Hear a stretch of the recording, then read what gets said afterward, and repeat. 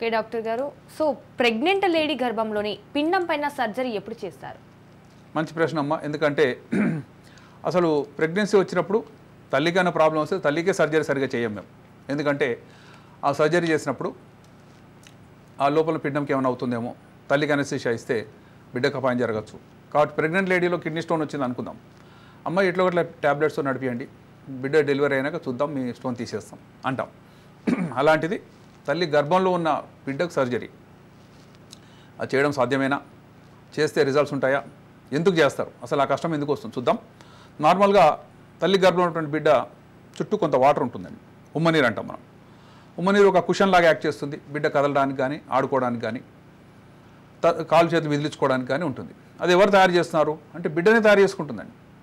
తను మూత్రం పోస్తుంది, ఆ మూత్రము ఉమ్మనీరులోకి వెళ్తుంది, ఆ ఉమ్మనీరుని తను తాగుతుంది, మళ్ళీ అది యూరిన్లో వస్తుంటుంది. ఇలా సైకిల్స్ అన్ని జరిగినా సరే ఒక రోజులో కనీసం 6 సార్లు మూత్రం పోయడం, 6 సార్లు అదే యూరిన్ ఆ చుట్టుపక్కల వాటర్ తాగి మళ్ళీ పాస్ చేయటం, ఇవి జరుగుతుంటాయి. కానీ ఇది ఎక్కడ కూడా జబ్బులు రావండి, ఎందుకంటే ఉమ్మనీరు అనేది చాలా స్టెరైల్. ఒక 3 పొరలు ఉంటాయి, గర్భసంచి కానీ దాని లోపల పొరలు 3 పొరలు ఉంటాయి. కాబట్టి ఇందులో ఎక్కడ కూడా ఇన్ఫెక్షన్ పోయే అవకాశం లేదు. ఏ కారణం చేతన్నా ఉదాహరణకు ఆ కిడ్నీస్ పనిచేయట్లేదో, అయితే బిడ్డ యొక్క మూత్రం బయటికి రాలేదనుకుందాం, ఉమ్మనీరు ఉండదండి. కాబట్టి బిడ్డ మొత్తం క్రాంప్ అయిపోతుంది, కదిలించుకోలేదు, తన చుట్టూ గర్భసంచి ఉంటుంది తప్పితే తనకు చేతులు కాళ్ళు కదిలించుకునే అవకాశం లేకుండా పోతుంది.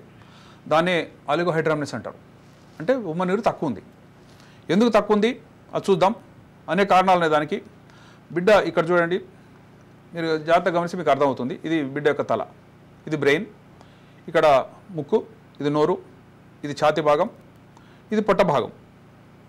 పొట్ట దగ్గర మీకు బ్లాక్ కలర్లో ఇది పెద్దగా కనబడుతుంది. ఇదేంటి అని చూస్తే ఇది మూత్రాశయం.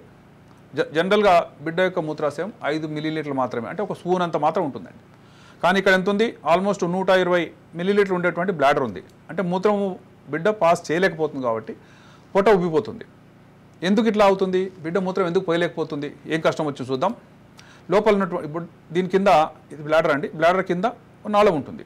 ఇది అబ్బాయిలు జరుగుతుంది. అది నాళం దగ్గర కొన్ని పొరలు వచ్చేస్తాయండి, అడ్డు పొరలు ఉంటాయి. ఆ పొరలు జనరల్గా మటమాయం కావాలి, కొంతమందిలో కాని పక్షంలో అవి అడ్డం వస్తాయి. బిడ్డ మూత్రం పోయడానికి ట్రై చేస్తే పోయలేదు. పోయలేకపోవడం వల్ల ఇది పెద్దదవుతుంటుంది. పెద్దదైపోయి చుట్టూ ఉమ్మనీరు లేకుండా అల్లలాడిపోతుంటుంది. ఇలాంటి పిల్లలు ఏం చేయాలి? ఇది బ్లాడర్ అండి, మూత్రాశయం, దాని నెక్ క్లియర్గా కిందికి పోవాల్సింది ఇక్కడ ఆపేస్తుంది.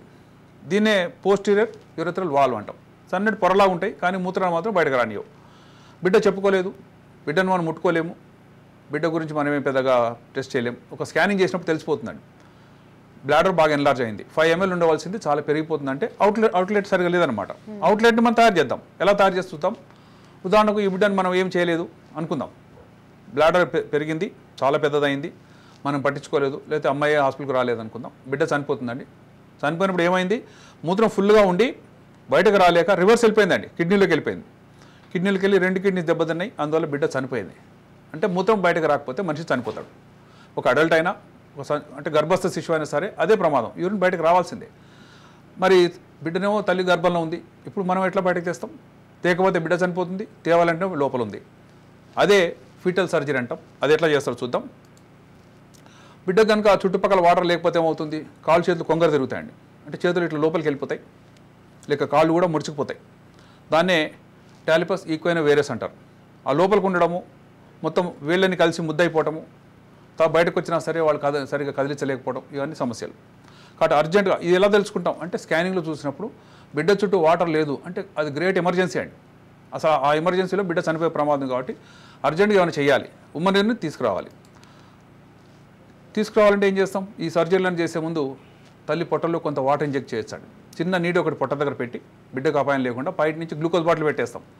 ఒక 1 లీటర్ పంపించామనుకోండి, కొంతవరకు సెట్ అవుతుంది, బిడ్డ కదిలే ఛాన్స్ వస్తుంది.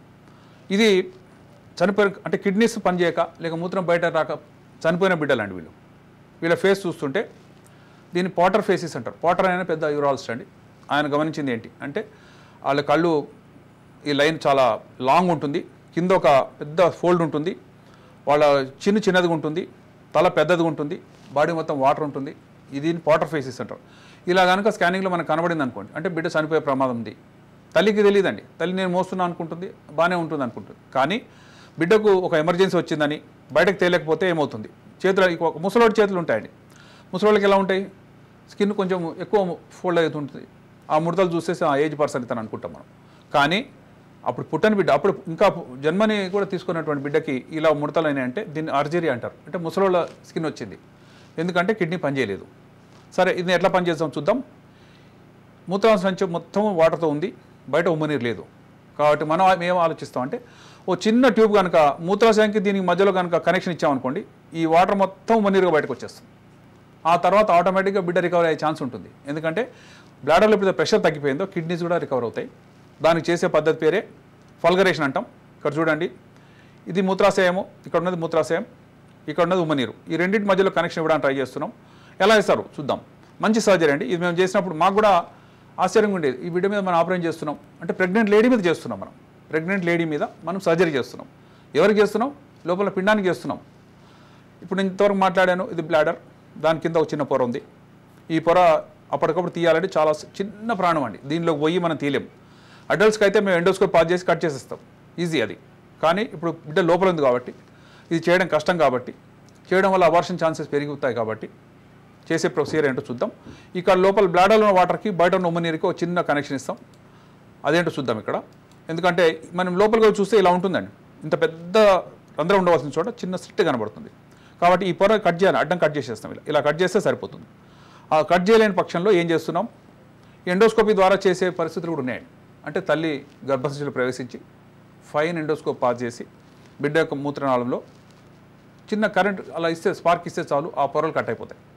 కానీ ఇవన్నీ చేస్తే బిడ్డకు అపాయం అని చెప్పి షార్ట్ ప్రొసీజర్ చేస్తున్నాం. అదేంటి చూడండి, బిడ్డ యొక్క బ్లాడర్ ఇది, బయట ఉమ్మనీరు ఉంది. సో ఒక చిన్న రింగ్ లాంటిది తీసుకున్నాం. ఇక్కడ రింగు, ఇక్కడ రింగ్ ఉంది. ఈ రింగుకి మొత్తం రంధ్రాలే ఉంటాయండి. సో ప్రెషర్ ఎక్కువగా ఇక్కడ ఉంటుంది కాబట్టి వాటర్ మొత్తం బయటకి ఇట్లా చిమ్ముతుంది. సో బిడ్డ మూత్రం పోయిపోయినా బ్లాడర్లోంచి మనం వేసిన ఈ ట్యూబ్ ద్వారా మూత్రం పోసినట్టే లెక్క. ఉమ్మనీరు మళ్ళీ రిస్టోర్ అవుతుంది. పైన కిడ్నీ ఉండే ప్రెషర్ తగ్గుతుంది, పైనకి వెళ్ళే రివర్స్ ప్రెషర్ ఏదైతుందో తగ్గుతుంది. కాబట్టి దీన్నే ఫీటల్ సర్జరీ అంటారండి. ఫీటల్ సర్జరీ ఎలా చేస్తున్నాము, బిడ్డను అది పట్టుకుంటాం, ఒక స్కానింగ్ ద్వారా చూస్తుంటాం. బిడ్డను కదలకుండా చూసి బిడ్డ బ్లాడర్ని కరెక్ట్గా మనం ముందు పెట్టుకొని దాంట్లో ఒక రంధ్రం వేసి ఈ రింగ్ వేసేస్తామండి. కరెక్ట్గా ఇది కూర్చుందనగానే మన వైపు ఉన్న దాన్ని వదిలేస్తాం. మరి ఫిటల్ బ్లాడర్ వల్ల బేబీకి ఏం ప్రాబ్లం ఉండదా డాక్టర్ గారు? బేబీకి ప్రాబ్లం ఉండకూడదని చేస్తున్నామమ్మా. ఎందుకంటే మూత్రాశయంలో ఒక ఎండ్, బయట ఒక ఎండ్ పెడితే ఈ రెండింటి మధ్య ప్రెషర్ ఈక్వల్ అవుతుంది, ఉమ్మనీరు బయటకు వచ్చేస్తుంది. ఆటోమేటిక్గా ఆ బిడ్డకి కొంత స్పేస్ దొరుకుతుంది. ఇక్కడ చూడండి, బ్లాడర్ ఇది మూత్రాశయము. మూత్రాశయం కేవలం మనం ఒక చిన్న రంధ్రం పెట్టి అక్కడ వరకు పెట్టాం, మిగతాని ఇక్కడ వదిలాం. తను మూత్రం పోసిన ఎఫెక్ట్ వచ్చేస్తుంది. యూరిన్ కింద నుంచి రాకపోయినా పైనుంచి వస్తుంది. ఇలా బిడ్డ బతికిపోయింది అనుకోండి, బిడ్డ బయటకు వచ్చిన తర్వాత ఆ తర్వాత కింద ఈ పొరలు తీసేసుకోవచ్చు. పొరలు తీయడానికి అప్పుడే పుట్టిన బిడ్డలు కూడా చేయొచ్చు. పీడియాట్రిక్ ఫల్గరేషన్ చేయొచ్చు. మేము ఫైన్ ఎంత బాల్ పెన్ రీఫిల్ అంత ఉంటుందండి మా ఎండోస్కోప్. దానిలోంచి లేజర్ ఫైబర్ పంపించి చేస్తున్నాం. వాటిలో ఎర్రర్ రేట్ చాలా తక్కువ ఉంటుందండి. మనం చేస్తున్న ఆ చిన్న దాంట్లోంచి ఇంకొక సన్న ఫైబర్ పంపాలి, కరెక్ట్ ఏరియాకి వెళ్ళాలి, దాన్ని ఫల్గరేట్ చేయాలి. ఇంతకంటే పెద్దవి, బిడ్డ కొంచెం పెద్దగా ఉందనుకోండి, ఇటొక రింగు పెట్టేస్తున్నాం. తద్వారా ఆ బిడ్డ యొక్క కిడ్నీస్ రక్షించుకోవచ్చు. మేము బిడ్డలో పోయి చూసామండి, ఇది ఫోటో. ఇది బిడ్డల ఉమ్మనీరులో పోయి చూస్తే ఒక ట్యూబ్ మన సైడ్ కనబడుతుంది, ఇంకొకటి బ్లాడర్లో ఉంది. అంటే ఒకసారి చేసామంటే బిడ్డ సేఫ్, బిడ్డ చనిపోదండి. ఎందుకంటే ప్రెషర్ తగ్గిపోయింది, ఉమ్మనీరు స్టార్ట్ అయింది, ఆ తర్వాత కిడ్నీ పనిచేస్తుంది, బిడ్డ కూడా సైజ్ పెరుగుతుంది, నార్మల్ డెలివరీ అయ్యే అవకాశం ఉంది. డెలివరీ సమయంలో ఈ క్యాథర్ వచ్చేస్తే కూడా నో ప్రాబ్లం. సో ఇది గర్భశిశువుకి చేసేటువంటిదండి. ఇంకొక సర్జరీ ఉంది. సపోజ్ ఉదాహరణకు గుండెలో రంధ్రం ఉంది, దానివల్ల బిడ్డ అపాయంలో ఉంది అనుకుందాం. దానికి ఏం చేశారు, గర్భసంచి ఓపెన్ చేశారు, మామూలు ఓపెన్ సర్జరీ. తల్లి యొక్క పొట్ట ఓపెన్ చేసి గర్భసంచిలో ప్రెగ్నెన్సీ ఉన్నటువంటి గర్భసంచిని ఓపెన్ చేసి బిడ్డను బయటకు తీసి ఒక టేబుల్ మీద పెట్టుకుని ఆ బిడ్డను హార్ట్ని సరి చేసి అందులో హోల్ని క్లోజ్ చేసి తర్వాత మళ్ళీ బిడ్డను తీసుకెళ్ళి అదే పొట్టలో పెట్టి క్లోజ్ చేశారండి. ఇది ఓపెన్ సర్జరీ. ఈ ఓపెన్ సర్జరీలో 4 ఆపరేషన్ చేస్తే 2 మాత్రం బతుకుతున్నారండి.